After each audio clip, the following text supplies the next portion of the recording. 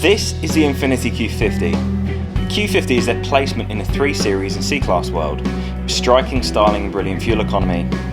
But who are Infiniti? I spent some time finding out about them and the Q50 to see exactly what they've got to offer. Also to see just how well the Q50 works as a musician's motor. Join me in episode 1 of Music Motors and let's see if I can actually put this video together. Enjoy.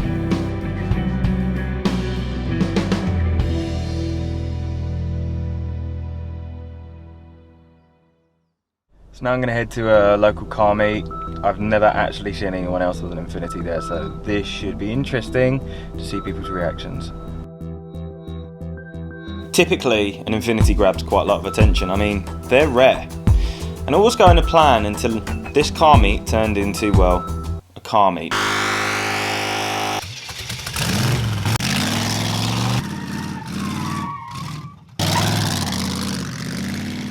So, as Infiniti is a growing brand in the UK, one of the things that I've come to notice is that you don't really see many dealerships, but today, that's exactly where I am. I've come to Reading Infiniti, and I'm going to head to Westfield Infiniti later, and I just thought I'd have a look around and see exactly what they had to offer.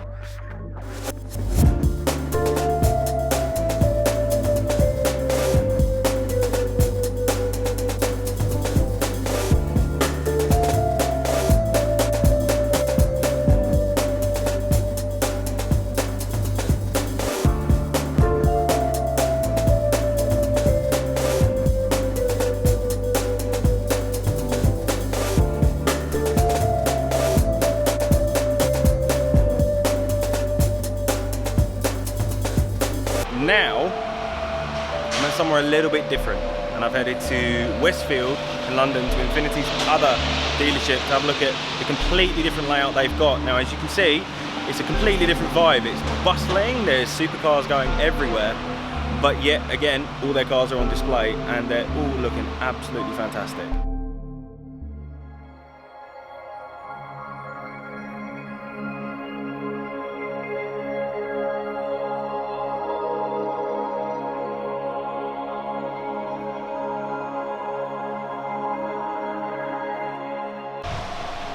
So as I finish off, I've taken all my photos here, I've got some with the press car next to everything else. It just gives you an idea of just how much Infiniti are actually expanding what they're doing. The Q50 is almost perfect. It's got the few imperfections, but you know, you can deal with that, and especially for the fact that it's cheaper than an equally spec'd like 320D or something like that. And you can also see how they're expanding. So you've got the Q50 here, Q30 here, and then you've got the QX30 here. The QX30 is, you know, is really good build quality, and it's a really good platform for them to have been using.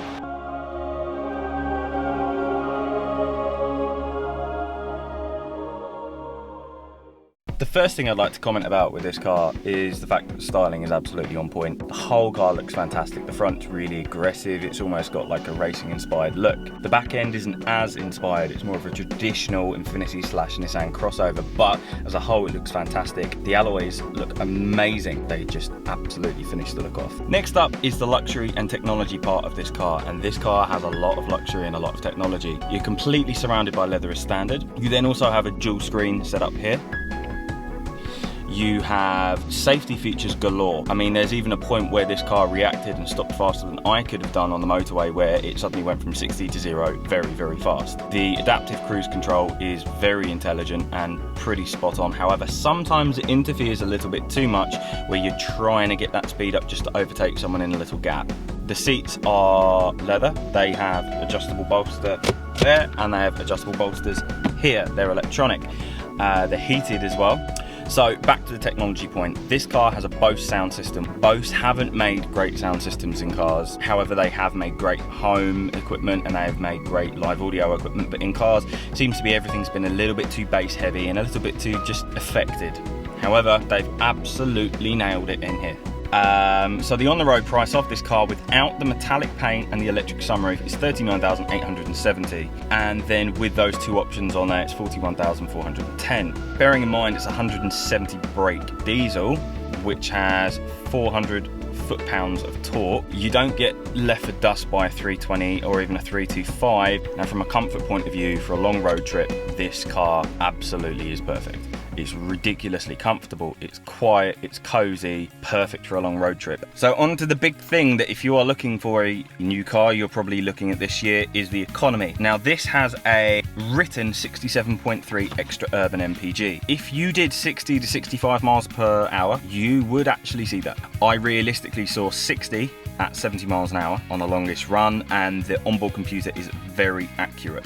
On a standard run where you've got motorway, back roads, a bit of fun, we got 50 miles per gallon. Reliability is a weird one because this is such a new idea, especially the fly-by-wire steering. There haven't been too many issues. I've had 2 issues in my time with it, one of which was where the steering needed recalibrating, but that was as simple as changing your drive mode to tell the car that I'm going between light steering and heavy steering. The car then realised, oh wait, my steering's not quite right, and fixed it straight away.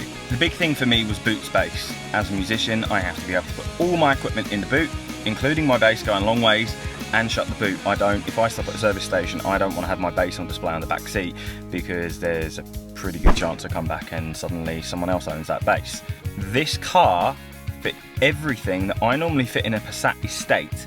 It fit everything in and closed the boot without hesitation. It just did it. BMW 3 Series and Mercedes C-Class cannot do that. They both have too much wheel ingress into the rear boot, so that I'm not able to fit all of that in. This fit everything in without hesitation, and in fact, because the rear suspension is so firm, you then didn't see the weight difference on the rear suspension, so it didn't look like there was anything in the boot. Saying all this means nothing really, so with the aid of Anderton's Music in Guildford, let me show you exactly what I mean.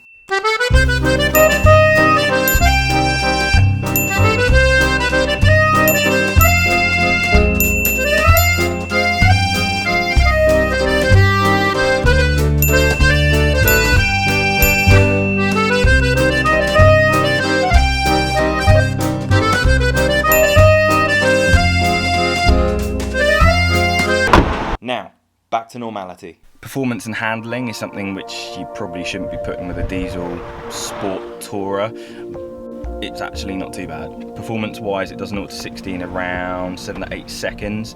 It's got a written max speed of 143 miles per hour. Handling-wise, this car is perfect. It turns exactly when you want it to turn. You get very little understeer, you get a little bit of oversteer, and it's normally a little flick. Because you've got the drive mode select, and because it's fly-by-wire steering, when you're on standard, you have to turn a little bit further, you know, normal turning radius to get through. But as soon as you put it in sport, the steering gets heavy, the turns become less, and when you're going on those B roads really with your foot down, it becomes a really enjoyable driving experience. Back to that point, price. This is significantly cheaper than BMW or Mercedes equivalent. This has leather around a standard. Now, to get that, you're looking at sport or at least premium pack on BMW and Mercedes. But this Sport Tech pack is so cheap in comparison to them, but yet it's the same quality. It has a few areas that you look around and you think, oh, could they have done that a bit better? But now, having looked around the new generation BMW 3 Series, it's the exact same in all of them. It's where they kind of have that crossover where they've said this is the shell and we're just upgrading it up to this point, we're not doing it above that. So the summary with this car is it's an absolute bargain. You're not going to regret buying one of these cars, and obviously if you get one on lease or you get one on PCP, they have a guaranteed buyback price, which is around about where the market price would be on a BMW or Mercedes. I can't stress enough just how good this car is, just how amazing it is for the fact that it's not only that much cheaper, but it almost feels as if it's better than its competitors. I'm absolutely amazed by this car. So if you're looking for a new car and you don't want the stereotypical Mercedes or BMW like everyone else on the M25 has, have a look at the Infiniti Q50 because it's seriously going to blow your mind.